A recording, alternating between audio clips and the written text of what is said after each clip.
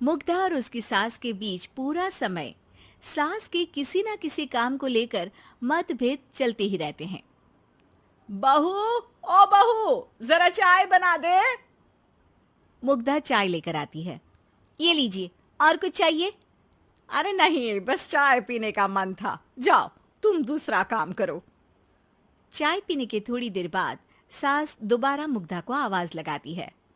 अरे बहू रे, आओ बहू, जरा हलवा तो बना दे, मीठा खाने को मन हो रहा है। इसी तरह मुग्धा की सास पूरा समय कोई ना कोई काम बताकर उसे रसोई से बाहर तक निकलने नहीं देती। कभी चाय, कभी हलवा, कभी पानी तो कभी दूध, हर समय खाने को चाहिए और उसके लिए अपने हाथ पैर बिल्कुल नहीं हिलाने। परेशान किया हुआ है इन्होंने। सास की जबरदस्ती परेशान करने की आदतों से दुखी मुग्धा एक शाम सचिन के साथ अपने कमरे में बैठी हुई बात कर रही होती है। सुनो जी, मम्मी जी की ये जानबूझकर मुझे परेशान करने की फरमाइशों से मैं बहुत फ्रस्ट्रेट हो चुकी हूँ। पूरे दिन में एक सेकंड का आराम नहीं मिलता। रसोई से बाहर कदम रखती नहीं कि बहू ये बना दे, बहुरी वो बना दे। अरे इनकी फरमाइशें चलती ही रहती है। अरे मुग्धा, माँ खाने की शौकीन है, पर उम्र हो चली है, खुद खाना नहीं बना सकती, इसलिए तुमसे बोलती है। अरे तो शौक भी उम्र देख कर रखने चाहिए ना। समझ में नहीं आता, हर समय फेविकॉल का जोड़ लगाए सोफे से चिपके बैठी रहती है। इतना सब डाइजेस्ट कैसे हो जाता है उन्हें?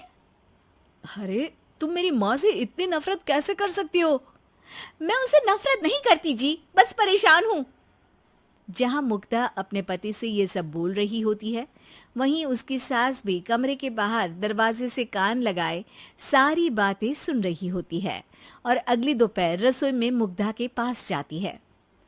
बहू, आज ना मेरा कुछ मसालेदार खाने का मन है। तो चाय बना दूं? मुझे बहुत पसंद है। अरे ना, ऐसा कर लिट्टी चोखा बना ले। और हाँ, जितना मसाला बातों में मिलाकर पति को सुनाती हो ना, सब्जी में भी वैसे ही डाला करो, खाना स्वादिष्ट बनेगा। सास की बात सुनकर मुग्धा हैरान रह जाती है।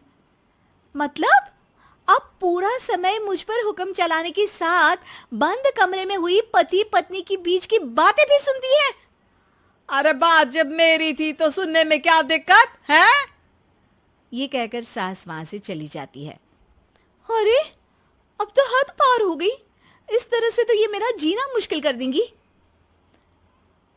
मुग्धा सास की हरकतों से परेशान उसका हल सोचने लगती है और इसी तरह कुछ दिन बीत जाते हैं, जिसमें सास का जन्मदिन आता है।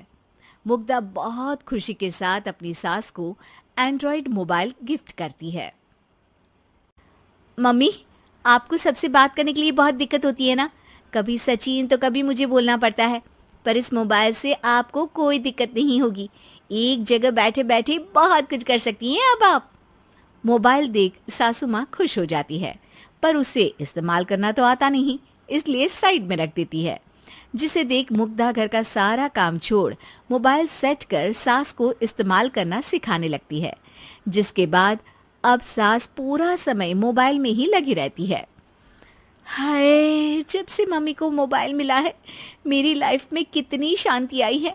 अच्छा है, इसी तरह बिजी रहे तो मैं भी सुकून की जिंदगी जी पाऊंगी। अब मुग्धा जब मन करे काम करना, जैसा चाहे वैसा खाना बनाकर खाना, पूरा समय रिलैक्स और खुश रहने लगती है। क्या बात है, आजकल तुम बहुत चहक रही हो। अरे मम्मी जी से छुटकारा जो मिला है, अब ना फरमाइशें ना छुप छुप कर बातें सुनना। अच्छा, तो मोबाइल गिफ्ट करने की ये स्कीम थी। इसी तरह दिन बीतते हैं और अब मोबाइल पर लगी सास फरमाइशों की जगह सवालों के लिए बहू को आवाजें लगाना शुरू कर देती है। अरे बहू सुन तो, देख जरा किसी का फोन क्यों नहीं मिल रहा? रिचार्ज खत्म हो गया है, पर अभी 4 दिन पहले ही तो मैंने किया था। इतनी जल्दी कैसे खत्म हो गया? अरे मैंने कल तेरी कनाडा वाली मौसी सास से 3 घंटे बात की थी ना। क्या? इतना महंगा तो मोबाइल भी नहीं आया जितना महंगा इसका रिचार्ज पड़ रहा है। इसके बाद तो जैसे मुग्धा के दिन के 24 घंटे में से 20 घंटे सास के पास उनके मोबाइल रिलेटेड प्रॉब्लम सॉल्व करने की ड्यूटी ही बन जाती है।